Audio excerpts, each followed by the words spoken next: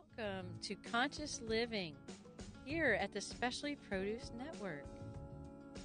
We are so glad you're here to support your lifestyle with the fastest growing resource for conscious families. So sit back, relax.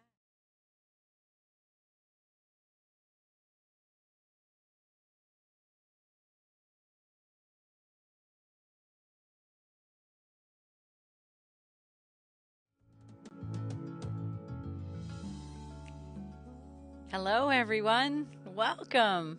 We are so excited to be here today, live in the studio at Specially Produce Network. And I'm here live with my exciting friend and colleague, Dani Henderson. Woo woo! Woo woo! And she is the author of Kids Soul Speak, and we are talking about that today. Yes, indeed we are. Yes. Yep, conscious parenting in this crazy time that we live in this world and this universe. It surely is.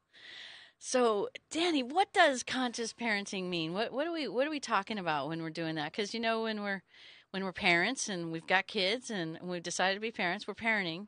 What does it mean to be conscious? Well, to me, really, in a nutshell, like being conscious is being aware of how you're going to parent that child.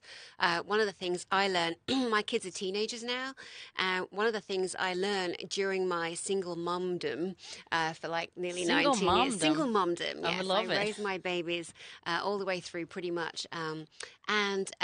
One of the things I had to learn was pulling references from my parents. My parents were extremely old-fashioned, extremely strict. Whoa. There was a lot of no's. No. And you hear that a lot and you're like, oh, that's dull.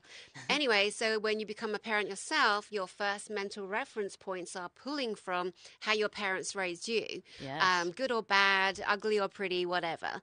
And so as a mother with my own children, every time I would respond to a preconceived naughty behavior, Yes. I would always go to respond, react, not in the most gentle, elegant way all of the time. I don't mind admitting that. But what I came to learn, not that I beat them or anything, but I would just be like, first that was my reaction because I was so programmed. That's what you do. Right. And of course it isn't. That's not what you do. That's unhelpful to everybody. That is not how to raise a happy, healthy kid or kids. If the parent is in this complete authoritarian, controlling, aggressive demeanor, all you're doing is raising your kids on fear. That's right. It. They're not learning to emote. You're not giving them empathy, kindness, love, understanding, or a time to breathe and have a thought. I learned the greatest gift I could give my kids in a time of perceived conflict was to consciously take 3 breaths. 3 breaths. I would just stop my roll, and they might be standing there, saying, I didn't do it, or this or that. I would just breathe 3 times. Breathe. That gave me time to calm down my brain chemistry. I wasn't reacting on the fight mode. Right. I wasn't, exhausting my adrenaline. I wasn't in the mindset of I'm the parent, I have to be right. I rule. It's my queendom. Pushing forward or puffing your chest, right? Mm-hmm. It helps us take that. Yeah. Because the kids are reading everything you're doing and saying. They're reading your reactions. There's all the verbal and the non-verbal responses that we have. Then there's the body's own biological mechanism that's, getting ready to fight or flight. Same thing. Exactly. So taking those 3 breaths always gave me, and when I remembered, because I didn't do it every time, right? I'm good, but we're not always that good. But the point is that when I took the time and I trained myself, my brain, to choose how to react to something that had happened, that the children had maybe messed up, smashed cups, or, shaved the dog, or whatever it is, it gave me time to sit back in my seat and then consider how I might respond to what's going on. But it also gave them the moment to think, I have to fill in that gap. Well, when you talk about consider, right, you gave yourself that moment to actually reflect, right, and access what we're thinking unconsciously or in deep inside, which may create all of that angst and that immediate rush to solve the problem. Yeah, exactly. Yeah. And solving problems and teaching our kids that is just amazing in terms of giving them life skills. I remember one particular example where I chose to not push on the energy or not say what I really felt, which is what those 3 breaths can give you. Yes. So my daughter, who's a really powerful, feisty teenager, man, that child was trying to leave home from 2 years old. It's not a joke. That kid's been trying to live her life on her rules and her terms, and I'm glad I was gifted such a feisty child. My son's very feisty too. So it was a really good learning ground for creating Kids Soul Speak as well. So this one particular day, my daughter came to me and she said, "Mummy, I'm getting a tattoo and there's nothing you can do about it. And if you try and stop me, there'll be a time when I'm with my friends and that's when I'm going to do it, even if you keep me in for a year." And this is how Olivia would go. She'd have this whole idea, this whole plot outlined. She'd have the back door escape. She'd have the front door in your face. And as she's telling me this, my insides are thinking, "You're not getting a tattoo. You're 14 years old. Right. You'll regret it." And instead, when I took those breaths and just chose not to respond, my final response to her was, "Wow, what a brilliant idea." And then I felt her kind of crumbled a bit, and I just kept my composure. I was like, "Well, what kind of tattoo are you going to get?" She's like, "Leo, because I'm a Leo. I'm going to get a lion." And I said, "Wow, beautiful. That's so smart, Olivia. Where are you going to put it?" Well, maybe on my arm. Like, "In your face, Mum. It's going to be on my arm. It's going to be this big." And anyway, I said, "Wow, beautiful. Have you sketched it out yet?" "No." I said, "Well, that'd be a great idea. Can I help you with that?" So what I was doing was, internally, the old bag inside of me is going, "You're not getting a tattoo." Right. And then my conscious parenting effort is, I'm not going to push against you. I'm not going to fight you on this. I'm not going to, be that parent and push on the teenager. The teenagers at that point, they don't care about us. They're in their tribes with their friends. Their friends are the most important. So perhaps, Olivia's girlfriends have got tattoos and guy friends have got tattoos. And so it's deemed really cool and they're going to do it and they're going to belong. Right. So the parent has to get their head around that. Right. They get to a certain age, our kids, and they are breaking away from us. And it isn't what you've done or didn't do. It is the natural, biological, blueprint that we come into this life with, into this body with, right? Right, exactly. Anyway, it worked brilliantly. And she still doesn't have a tattoo. She's 19. She'll probably go and get one now if she sees this, and that's fine. I don't care. She's an adult. She can do what she wants. But I think that's a really good example of when our kids say, "I'm doing this and I'm doing that." And don't push on them. Consciously take those breaths. Sit back and consider your response. Even if you're hardwire training from your own parents or the authoritarian persons around you when you were growing up was to instantly react or say, "No." Because we don't always want to hear no. We want to hear, "Yes." I love these buttons. They're so fun. Oh. Anyway, so exactly. Well, we can structure environments where we can facilitate really meeting everyone's needs and coming on that equal playground. And you prefaced it so nicely with talking about with empathy and really tuning into their emotions and what it is that they're wanting to express. Mm-hmm. Exactly. Yeah, empathy is the key. Again, every child from little to big is always going to pull on a mental reference or a mental memory or an emotional memory. But if that hasn't happened yet, then it's the first time for everything. So what I would do, because I've been working as a therapist and a nursery nurse for years with children my whole entire career, so kind of 30-year career. And so I learned an awful lot. But believe me, no matter how much training you have, when you have your own flesh and blood or you have your own adopted or your own beloved babies that you grow, a lot of what you've been trained in, and even if you've executed it with great success, it kind of goes out the window because there's a different energy that takes over, right? Yes, absolutely. And so, I mean, it's just, I'm incredible. I've completely forgotten your question right now. So I was thinking about something else. You did beautifully. I mean, you're sharing about really setting that stage for helping parents to see what is my emotion? What am I having in this triggering event, right? And then what is the child having? What emotion are they having? And a lot of times our emotions are driven through underlying, unconscious thoughts or beliefs that are creating what it is we're feeling in the moment. Yeah. And so when we take that step back and we take those 3 breaths, we're able to say, my child is frustrated. Okay, what are they frustrated about? What's feeding that? What would support us really unraveling that so that we could determine where to actually problem solve and support them in saying what their needs are? Mm-hmm. Mm.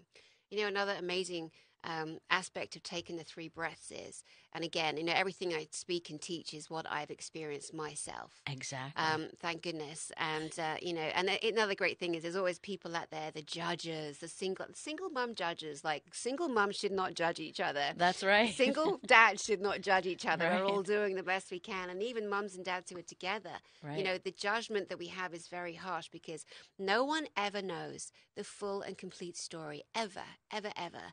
You might hear a story from a child saying, my mum did this and my mum did that, but did they, did she, did he, you know, because it's perception, it's concept. Or when teenagers get to a certain age, there is a lot of manipulation that happens. There is a lot of storytelling that goes on. They're trying to identify themselves. They're Absolutely. trying to figure out, how do I get this thing that I want? Right. How can I make that happen? Right. You know, I can throw mum under the bus because mum loves me and that's a safe place to go. Right. I can step on her energy, or dad. I can step on dad's energy to get what I need. There's so many different facets going on all of the time. All of the time. We're not even, you know, fully aware of, you know. Right. And so those judgments from other parents or other authoritarians are harsh. All you can do as a parent is do you. You have to do you. You got to love you enough to know that you're doing the best that you can. Absolutely. That creates that space, right? Oh my goodness, absolutely. And you've got to let go because otherwise you're stuck in that teenage tribal angst again yourself as right. an adult, trying to fit in, trying to be the pleaser, trying to show this mum, look what I did, or this dad, look how I punished my kid. What are you going to do? It's just each to their own. But we can choose to be fully conscious and mindful and loving. And the consequences that come from our decisions to guide and raise our children, they're going to come back how they're going to come back. You cannot manage the future. You can only consciously manage what's happening in front of you. Right. And one other aspect of that, taking those 3 breaths so that you don't just fly off the handle and fly into reaction to an action that's occurred, is I've caught myself doing this too. One particular time I'm in the kitchen, my son has probably done nothing, like he's left a plate in the sink, or maybe it's on the floor and the bloody dog's eating off it, you know, which was never okay with me too, because, you know, it's not hygienic or whatever. I'm not one of those mums that lets the dog lick in my mouth. No, sorry, not sorry. Sorry. Not sorry. You shouldn't have put those there. That's right. Big mistake. That's right. But anyway, so I went into, I banged on his door and I yelled and I said, what is that doing on the floor? And then I suddenly caught myself and I slowed my roll. And I said, you know what? I am so sorry. I have just had a really rubbish day today. And I did not need to react that harshly to you. You may have had a bad day yourself at school. I didn't even say, hey, mate, how are you, darling? How was your day? Right. You know? Right. So, and I caught myself more than once about to fly off into witchy, mad, negative mode and, you know, not thinking of the consequences. And I'm telling you, truly, hand to God, or Allah, or whoever you know, put your hand up to, that I am so grateful that I learnt that lesson. I learnt it the hard way, but I learnt it. And that's why I'm so mindful of passing on, because we should share everything Absolutely. that we have to raise these beautiful kids, you know, raise them into titans or lovers and, you know, just good, strong people. Right. Allowing their passions to shine through. Yeah. Yeah. But, you know, as the kids get older, some of the harder things they find is, you know, being heard. Like my daughter would always say, you don't listen, you don't listen, you don't listen, you don't, like every conversation was, you don't listen. And I'd be like, my ears are pinned back. I'm doing my best. I'm really consciously thinking, no, I am listening. I'm here. I'm present. Right. But then she'd say something and I might get triggered and I'd respond. And my kids would say, Mum, stop being a therapist. I'd be like, I'm being a mom. Like, did those roles cross?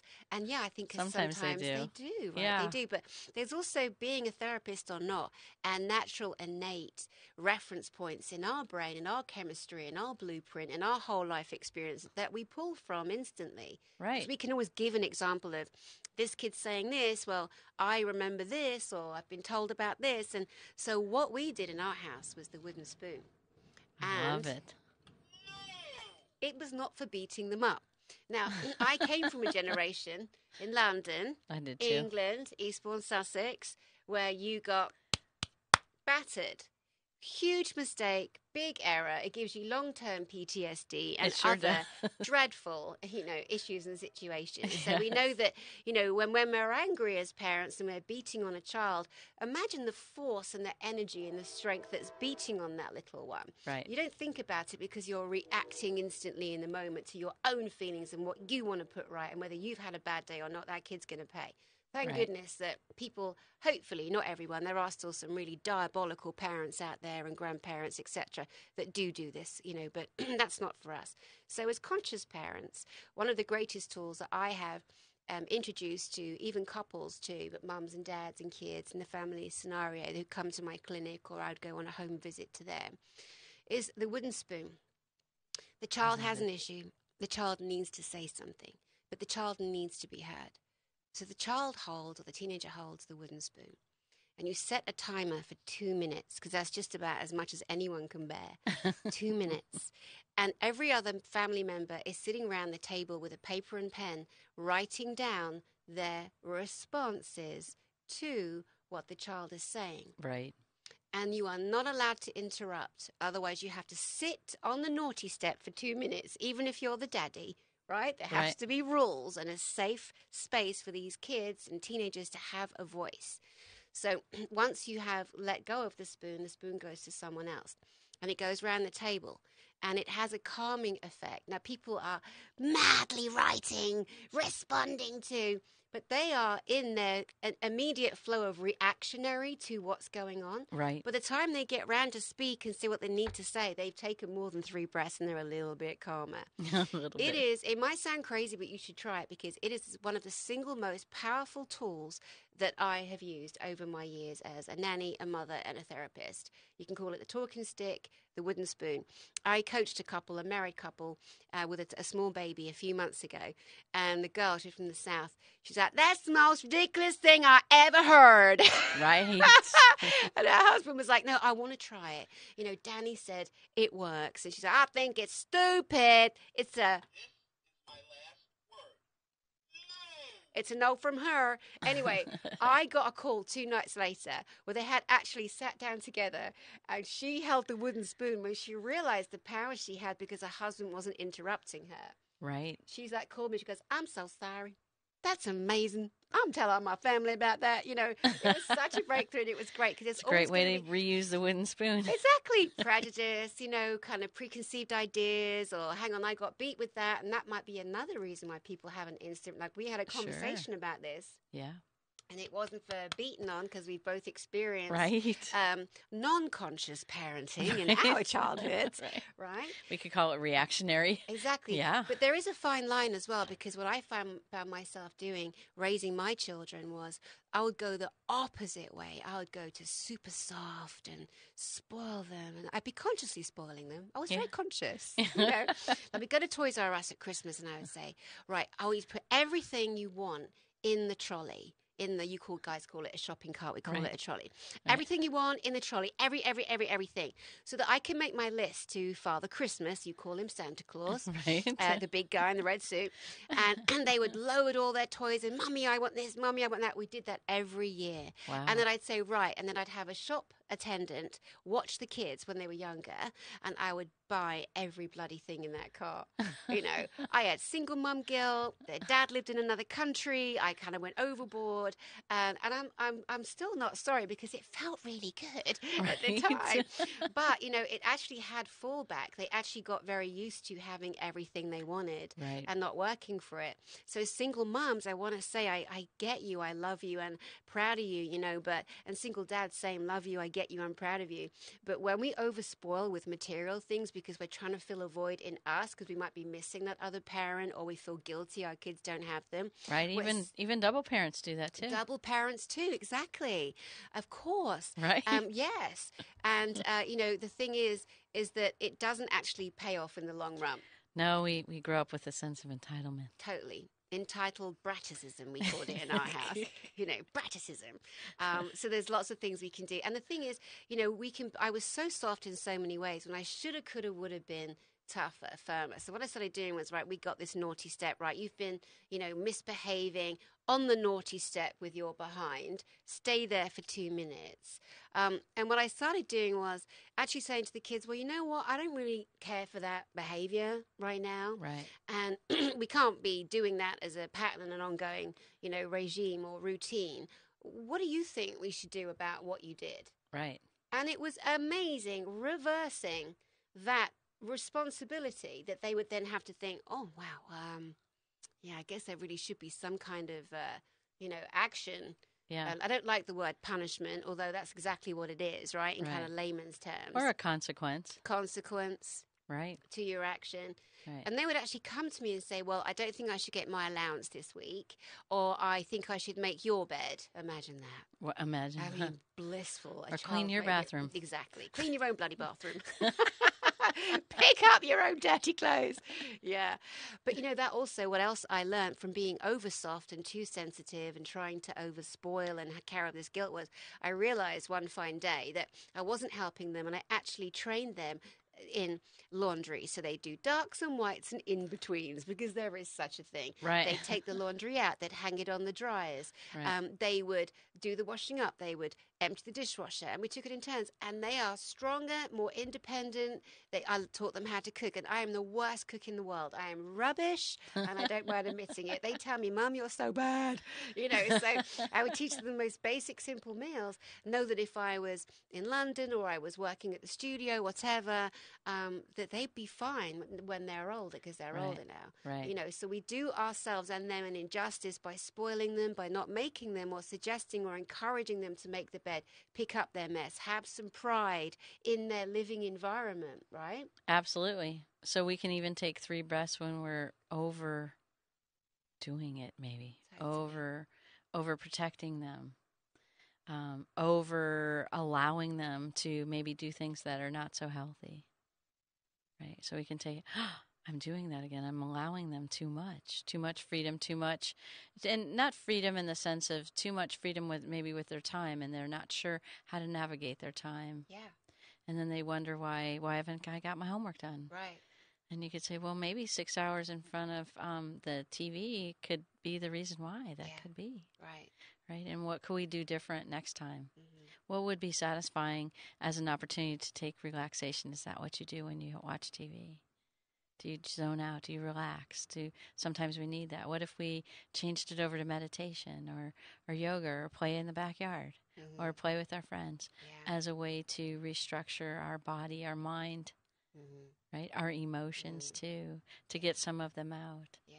I think what you shared was so great too, and really sharing about how we feel as parents. And you mentioned that earlier about sometimes, I've been a pediatric critical care nurse, and I've been a preschool teacher, and you're right, I didn't take care of or formally, professionally take care of in a home environment older kids. And so you're right, like the idea of them being teenagers and saying, I've never done this before. What does this look like? And how would I like to structure that? Yeah. And I would say exactly that to my kids. When they both came at me as teenagers, as feisty, strong, powerful teenagers that had been very empowered from the beginning, right? Empowered to say what they thought in a nice way as much as possible. And when they'd both come at me, I'd be like, whoa, you're both coming at me at the same time. It's too much. It's too much. But they learned that, being calm, coming at me, like sitting me down, and I would say to them, I've never had a 14 and 15-year-old before.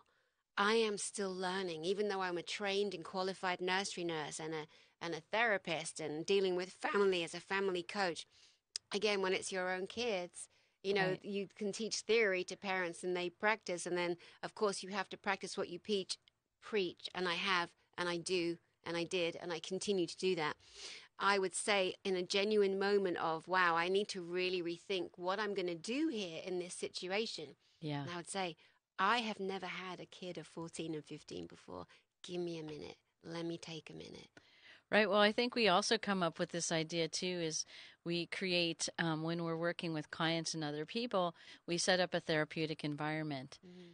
And I want to challenge everyone, even listening to this podcast, that what if we all can set up a therapeutic environment? What if we don't have to be therapists or nurses or energy healers or other things that we are? What if always we have a therapeutic environment? And that therapeutic environment is at home. It's with our family members. It's with our coworkers. It's in in the grocery store. It's in all environments that we could have a therapeutic environment with ourselves and the ones we're working with. And I think it's important. And it's possible. It's It's what if it doesn't have to look unnatural? Yeah. What if it can be our natural state where we appreciate other people's feelings? We appreciate what they're thinking and feeling. We appreciate what their needs are. Mm-hmm. And that opportunity to hold this wooden spoon up and say, I need my 2 minutes. Yeah. I need to be able to share what's on my mind, what's in my heart, what's in my soul, what's my passion, and or what's my conflict. I may not even be clear, and I may need the 2 minutes to really have clarity of my thoughts about what is my conflict, why am I thinking or feeling this way, and why am I reacting to you this way? Yeah. Or the tattoo. Exactly. What we'll be doing now to the audience out there is basically triggering them. They'll be thinking of things, situations, scenarios, and saying, why don't you ask this? Why don't you ask that? Because the wonderful thing is when we have these conscious conversations and we share real-time, real-life examples, it brings up all those memories. And then we think about coulda, woulda, shoulda, done it this way, done it that way. But your opportunity is now, as parents, to pass on techniques, use them yourselves, help your own kids if they have kids, how to kind of navigate in a more loving, calm way. The more that we allow our children to be in their rooms on their games, or our daughters to be in their rooms on their phones, let's say, and of course I'm not sexualizing, but girls do this and boys do that. Let's not be silly, like it's a general statement. If we do not check in at least twice a day with a child in our care, that child will become more and more insular, more and more silent, and will go inside more internally. It is a scientific fact. And even if it wasn't science, it's common sense. Right. We know it's happening. Right. Saying to your kid, your teen, whatever you want to label, whatever age range they're in. Right. I would always do this, sit at the table. And when they get older, they don't want to sit down and have dinner with you. Right. You're boring. You're mum, right? We get that too. So we have to come up with ways that we can connect, So I would always say to my kids, what was the best part of your day? Right. And that's just that. It could be a 1 minute conversation. Right. That minute is allowing a beautiful, energetic flow. Right. Mum cares. Mum's checking in. Right. Dad cares. Dad's checking in. Right. Right. Exactly. And I mean, hugging, stroking, touching, even if it's a fist bump or a high bloody five, right. Which we Brits and the rest of the world have had to learn. That's a very American high five. High what? Anyway, I do it all the time now. Right. High five. But any kind of connection, it is releasing so much in the brain in terms of brain chemistry.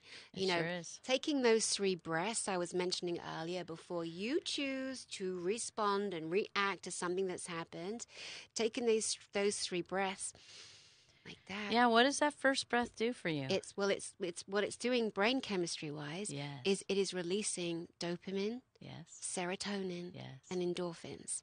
It is better than chocolate, especially when you put a conscious thought behind and you have the understanding that breath isn't just taking a breath to calm down.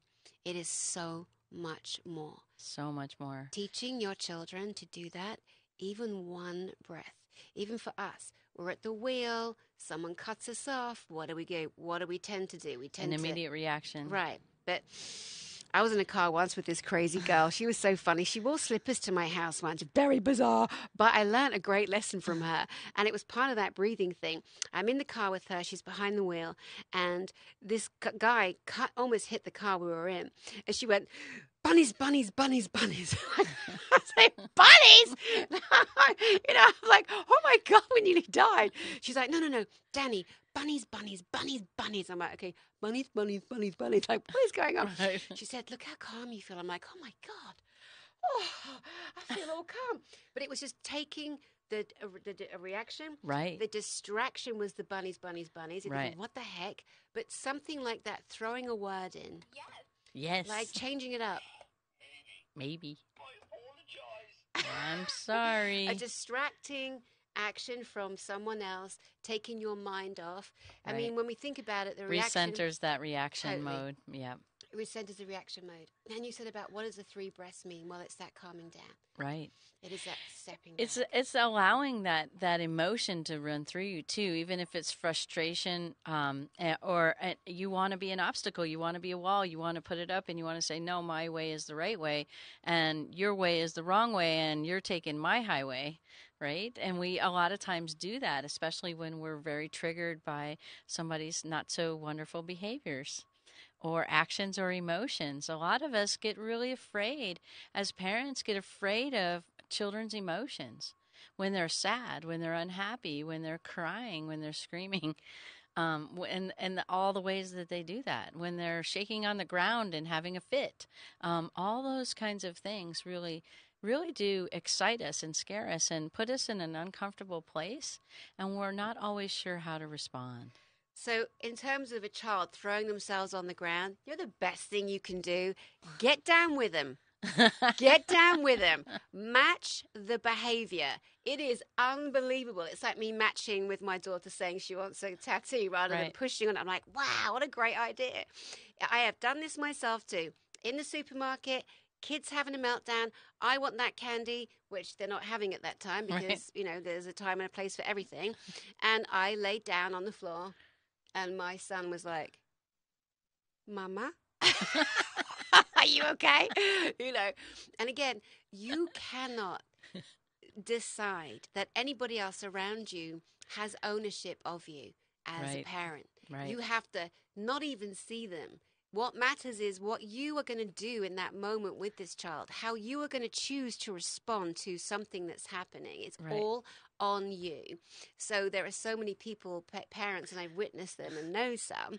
It's all about response to audience. Right. Oh, look what I did to my child. Oh, no, darling, don't do this. Oh, how dare you do that? You know, you're not winning any fans. Right. People always can feel what's real anyway. So even if we're witnessing, you know, an audience participation or whatever, or someone is performing. Wouldn't it be great at the grocery store if everybody started getting on the ground too? I think, you know what? Honestly, when you match the child's energy or the teenager's energy, you save yourself many gray hairs, many sleepless nights, because you're teaching them they don't need to fight. That is conscious parenting. There is discussion.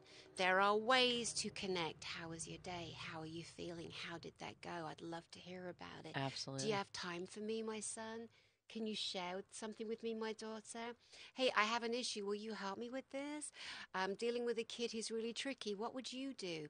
Like engaging. And being present. Yes, and like that whole, you know, leading with empathy to allow the child to thrive. Leading with empathy, connecting on an emotion that is not about them. It is something in them. It is something in you. Those feelings, that want that we need to connect, that like, oh, my mom cares about me, or my teacher is interested in what I have to say, or they have enough worry and stress and strife dealing with all the other kids and teens who've also been raised in somewhat dysfunctional ways that don't all marry together. Absolutely. They're all trying to fit in and be liked, and it's sad, and we've all been there. Right. It's a passage or a rite of passage that sucks.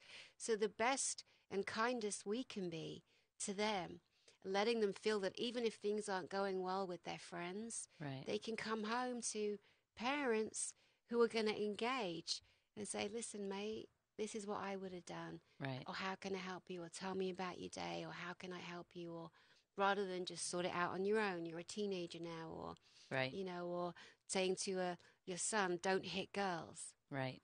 You know, when my kid had a situation where a really aggressive girl was bashing him, and that really was not helpful to him for a little while. Right. He didn't know, but he wasn't telling me he was being bullied or hit or bashed. Yeah. You know, so anyway, it was a situation that I got to discover, then handled, you know, and said, this is what we do when this happens. Right. Right? So and we can't be there for everything. It's not possible. It's impossible to be there for everything. But asking, talking. The other thing I learned was I would give my kids stories. Yeah. Sometimes I'd make them up. Mostly they were real. But if I knew of a child I might be working with, or as a nanny, whatever, a child did this, and the mummy said this, or the dad said this, and my kid then has a story, a reference point for a story, an experience that someone else went through or another child went through, that becomes part of their treasure chest of knowledge and information. Exactly. Rather than them themselves having to go through that. Exactly. Like the child, the little boy, his mum said, do not put your hand on the cooker top or stove. We call it a cooker, you call it a stove, right? On the stove top. Yeah. And, the hand went on the stove top because the kid didn't believe it was hot and the kid got burnt and blistered. And so me sharing that story actually alleviated a situation that could have, because they were daring each other to touch. And then they're like, remember that story about that kid that burnt their hand? So it isn't manipulation when the agenda is to help try to eliminate some of the traversing of pain and upset and heartbreak that our kids go through. And they're going to feel every emotion. I try to protect mine so much from feeling heartbreak, feeling stress, feeling pain, feeling bullied, or, I would always try and rush in with the fixer. Right. But sometimes we got to sit in that energy. Right. We got to sit in that energy. We got to acknowledge that they're going to have to feel emotions. We cannot protect them from everything. It's true.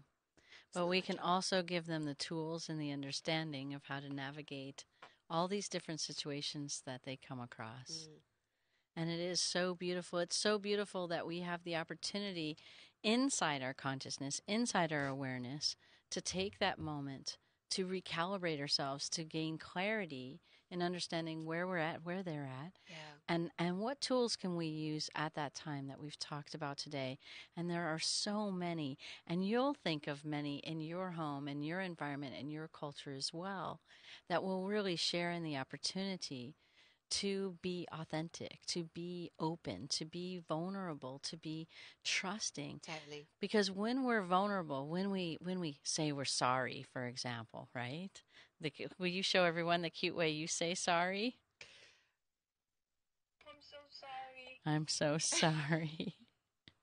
And we make faces, right? And we joke and we alleviate the situation and bring laughter to the opportunity. I mean, it's just so important to bring humor into everything. And my kids are so tired of these, but I would literally sit with this beautiful mask, my huge nose, fake glasses, a big nose, fake glasses, or I would huge bushy eyebrows. Absolutely. Or I would sit and I would be like, okay, I'm listening.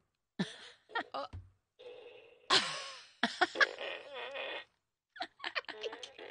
I think this is one of the best fart gun. ever, the fart gun.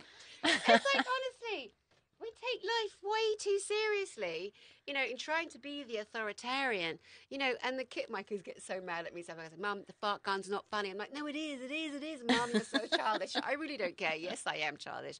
But, when we can be that vulnerable, when we can risk being humiliated because we're wearing glasses or we're firing off a fart gun, when we as adults can show that vulnerability, and show that we are able to get down on a level that doesn't have to be angry or judgmental or harsh on them. Something shifts inside of them. Yes, we can be the child. I'm happy to be the child. That's what Kids Soul Speak's all about too. Bringing out your inner child, because you know what, adults, no matter what level you're at, parent or non-parent, grandparent, aunt, uncle, everything that happens between your children and the children that you love is an opportunity for you to heal up your own inner child. It sure is. And we never stop. We never stop healing that little girl inside of us or that little boy inside of us. Right. Some of the pain that we have undertaken as children by consciously parenting our kids and children in general, teenagers, gives us an opportunity to heal. And to soothe the soul of that little one inside of us that exists. And that healing really is conscious relating. is being aware of how we're relating with each other, even if it's uncomfortable. Mm-hmm. And what does that mean, and how can we share to come to that space of peace and harmony and loving each other again, which is our natural way of being. Our natural state, So in my book here, so my company is Kids Soul Speak, and my first book is Kids of Divorce. And Kids of Divorce is I interview the children. I'm not a therapist that dictates this is how they think and let me tell you. No, that's so dull and boring, and I'm so over it. Right. I want to hear the kids. I want to hear the young adults, the teenagers. Tell me your stories. Bring your stories, and let's all help each other. Let's help mums and dads, grandparents to understand the travesty in divorce, the way that the mum and dad maybe not talk to each other, or the children are left in the middle. One of the stories in there is 11 short stories. A little girl, Zoe, she so wanted to show her daddy what a great artist she is. She would ask him over and over and over, please can we go to the art store? Please can you get art supplies? He'd say, yes, yes, yes, but I want to teach you how to surf. I don't want to know how to surf, Daddy. I want to do art. He never, to this day, got art supplies. She's actually stopped seeing him right now. She's in that transitional period because the dad's not listening. His main agenda was him. He wanted to share with his child something he was good at. And that is an inner child that's harmed because he's trying to heal that up. Right. But as a parent, it's kid first. Right. So if he just had a moment to think about, my daughter's asking me to get art supplies. Right. How about I put my own desire to show her how good I am at something? Exactly. And get on her level, match her energy. Right. Fill that request. It's not difficult. Right. You know? And it goes a long way. And it may open the opportunity for her to reciprocate what he might want. Yeah. And create that level of relating for both of them. Yeah. Yeah. Yeah. And open the door for healing, opening the door for her to say, why did you leave my mother when she was sick? Yeah. Because that was the scenario. Yeah. Right? But she wasn't old enough yet to ask those questions, so they're trying to find a way to connect. Right. You know? And it's tricky times. So the book, Kids of Divorce, I recommend to every person of divorce. It's a beautiful book, and it's a great way to really share how kids can share what they're thinking on the inside. Absolutely. And parents, if they're like, I know my child would never. I'm sorry, love. Newsflash, no, you don't. Did your parents know everything you thought and everything you wanted to do internally? Of course not. Right. Kids are great actors. They cover up stuff. Of course we do. Yes. You know, we want to say things about the other parent, but if the two parents don't like each other, that kid is walking around not saying, not sharing. That's a burden on them. Right. You know, and they're learning or seeing things that they might want to come home to the other parent and discuss, but they can't because the mum and dad are still acting like giant children who need to win, and that winning energy becomes more powerful than the need of the child. And it's true. That's why I wrote this book. Yeah, it's a beautiful book. It is. And I wrote it mainly because I myself went through a horrible divorce. I mean, I don't think they're very pretty. Any of them are very pretty. And I, as conscious as I am and as therapeutic and being a nanny and all of that, I still drop the ball on my kids in certain areas. And so I recognize that. How could I do that better? How can I share where I went wrong? So one of the greatest things that I learned was my children, we were living in America. We moved back to England. And my son wanted a photograph of his daddy in his bedroom. Now, all I wanted to do was break all the photographs at the time. It wasn't a very good place. And my son said, can I have a picture of daddy? And I almost said no. And I'm so glad I didn't. Right. I took those 3 breaths. Yes. And in those 3 seconds of taking those breaths, I said to myself, what are you doing? How could you not let this little boy who's missing his daddy have a photograph of his daddy? So we picked the best one, big photograph in a frame on the wall. So my child would wake up and look at a picture of his dad every day and feel safe. Right. Right? Did the same with my daughter as well. It's beautiful. Got myself out the way. It's not about me. The children need to feel safe because they will love mum and dad regardless. We're hardwired to love our parents. Yes. The other thing, I had a mother in my clinic a few weeks ago with a 10-year-old. The mother was saying, but she wants to see her dad. And he did this to me and that to me. I'm like, Goodness gracious, really? I wanted to say, dude, get over yourself. It's not about you. And I said to the mother in an eloquent way, that's her dad. She's hardwired to love him. He didn't do this to her. She's 10 years old. Age-appropriate behaviors, please. Age-appropriate responses, please. Parents, we have to manage that. What can the child handle? They grow up way too fast. Yeah. We have, a responsibility to not give them everything that's harsh and horrific in the world. Yes. Right? Absolutely. And we can support them in all of these beautiful ways to create that opening, that awareness, and that opportunity to express. Yeah. Thank you so much for joining us today. It was beautiful. Thanks. And beautiful sharing and opportunities. And please reach out to Dani to really explore ways that we can develop our conscious parenting. Absolutely. So kidssoulspeak.com. Kidssoulspeak.com. That's where you'll find me. Thank you so much. Have a great day. Have a great day. Great day.